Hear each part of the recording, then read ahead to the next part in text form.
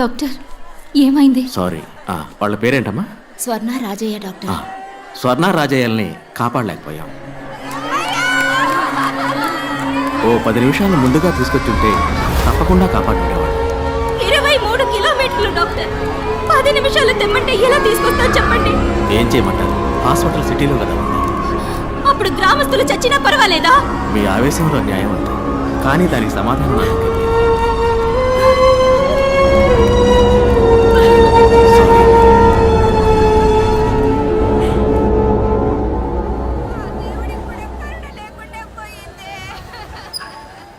ఏదో దేవుడు కోపొచ్చినట్టు పందిళ్ళన్నీ తగలబడి ఇన్ని ప్రాణాలు పోయినాయి.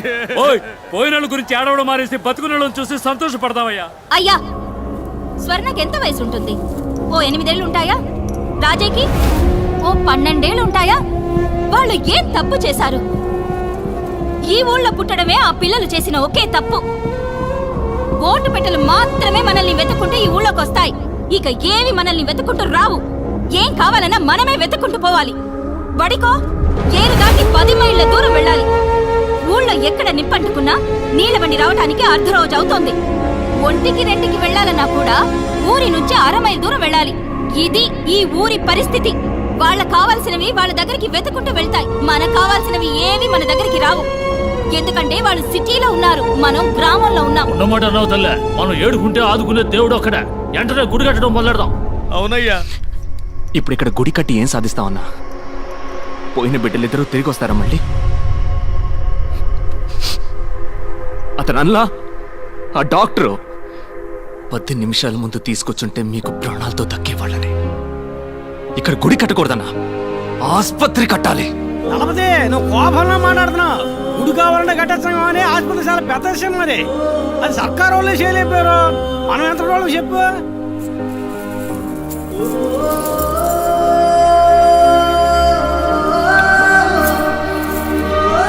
మనం మొత్తం ఆస్తి అమ్మేనా సరే ఈ ఊళ్ళో ఆస్పత్రి కడుతున్నాం. ఆస్పత్రి కట్టాలని మీరు గనక నిర్ణయించుకుంటే అది కార్యరూపం దాల్చడానికి నేను మా డీన్తో మాట్లాడతాను. వారు కూడా మీకు మళ్ళనే ఊరికి మంచి జరుగుతుందంటే మొదటి వరుసలో ఉండే మనిషి.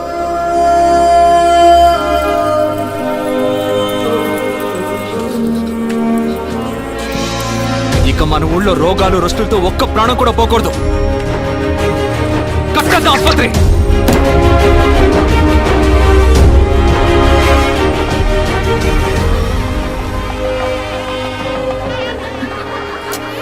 ఎందుకు వెనక్కిపోతా? ఏదైనా గొడవ గట్రా అయితే చెప్పు, ముందరసులో ఉంటా. ఈ సభలు సన్మానాలు పోవర్తలు తెగర్తలు మన ఇంటికి అంటిసావు. అస్సలు సెట్ అవ్వ వయసు. వెళ్ళన్నా వెళ్ళన్నా.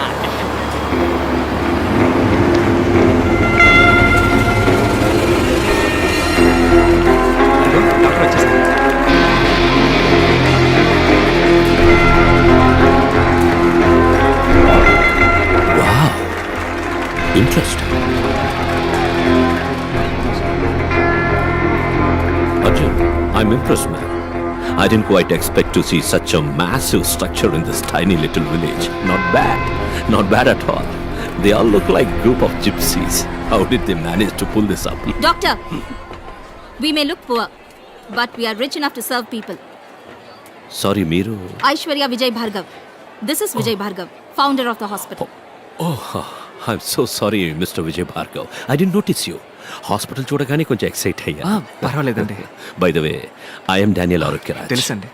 Nice to meet you, Dalapathi. Yuva దళపతి.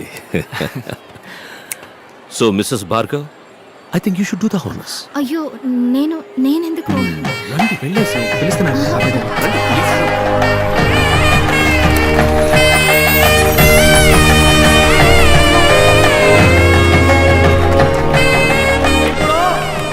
ఆరోగ్యరాజ్ గారిని నాకు మంచి ముగ్గురు మాట్లాడాలని మేము కోరుకుంటున్నాం.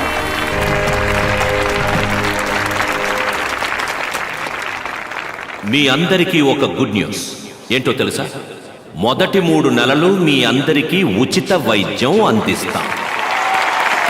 వీలైనంత త్వరలో లండన్లో ఉన్న హాస్పిటల్స్తో టైఅప్ అయ్యి మీ అందరికీ శాశ్వతంగా ఉచిత వైద్యం అందించడమే నా కళ, లక్ష్యం, గమ్యం. ఈ పొగడ్తలు ప్రశంసలన్నీ నాకు కాదు, మీ యొక్క దళపతి వెళ్ళి మాట్లాడతాను. నా కోసం. ప్లీజ్ ప్లీజ్ నాన్న మాట్లాడతారు. నాకు ఏం మాట్లాడాలో తెలవట్లేదు. అయినా నా మనసులో అణిచిపెట్టుకున్న విషయాన్ని మీ అందరికీ చెప్పేసి వెళ్తాను. ఓ మనిషికి తినడానికి తిండి, ఉండటానికి ఇల్లు, కట్టుకోవడానికి గుడ్డ, తాగడానికి నీళ్లు, ఇవి మాత్రం ఉంటే మనిషికి చాలని ఇన్నాళ్ళు అనుకునేవాడిని. కానీ వీటన్నిటికంటే ముఖ్యమైనది ఒకటి ఉంది, అదే ప్రాణం. ప్రాణం ఉన్న మనిషికే కదా ఈ కూడు, గుడ్డ, నీళ్లు.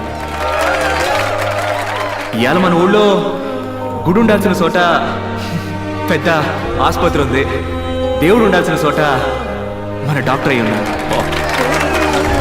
దేవుడు ఎప్పుడు తన కాడికి వచ్చేవాళ్ళు నలుప, ఎరుప, పొట్ట, పొడుగా, ఉన్నోడా లేనోడా అని తేడా చూపకుండా ఉంటాడో, అదే విధంగా మన ఆసుపత్రిని నమ్మి వచ్చేటోళ్ళందరినీ వాళ్ళకాడ సిల్లిగా వాసించకుండా వాళ్ళకేం అవసరమో అది చెయ్యాలి. డాక్టరయ్య అట్ట చేస్తారన్న నమ్మకం నాకుంది.